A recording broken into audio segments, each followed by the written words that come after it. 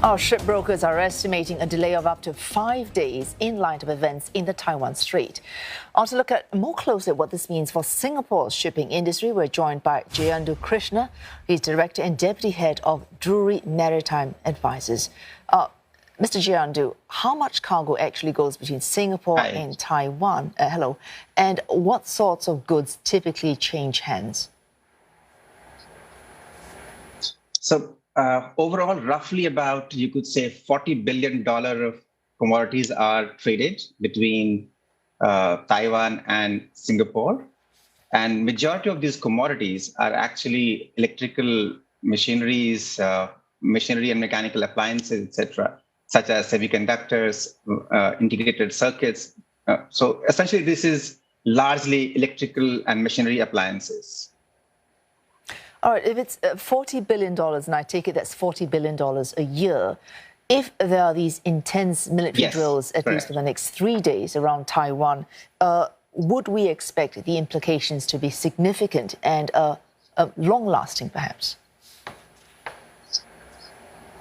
Sure. So first thing to notice is that the military drills and exercises are not uncommon. It's very common. Be it US, China, Australia, India, Japan, all the countries keep doing it. And typically when you have such exercises, the navigational warnings are sent to the ships and they have to avoid those areas. The only difference right now is it has been unannounced and unplanned. And therefore, there may be some disruption.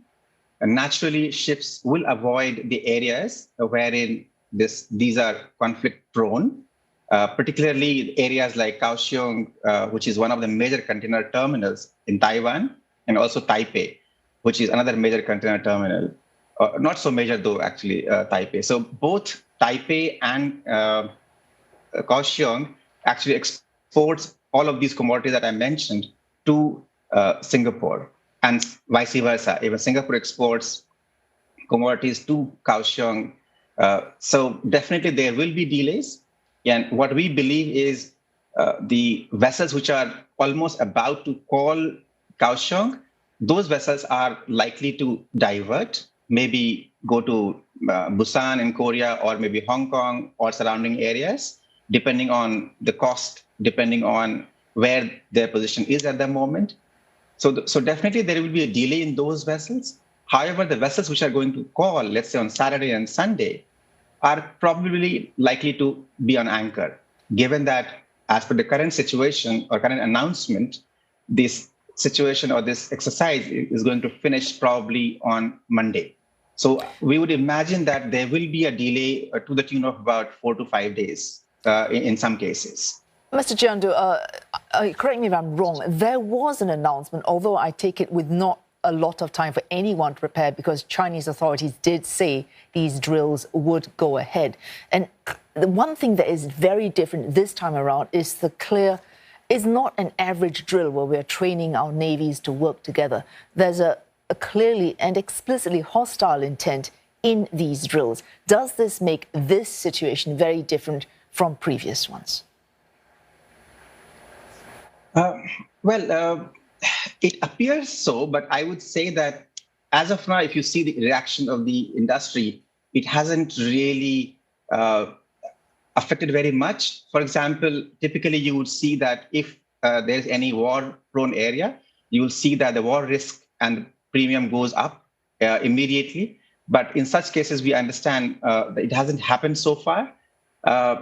So at least at the moment, we don't see any such announcements which could be perceived as, say, disastrous for the shipping industry, as of now at least. Also, Mr. Jayendu, what we have seen are reports of delays and the rerouting of ships. So what you mentioned, these other measures, is that likely to happen if tensions should escalate?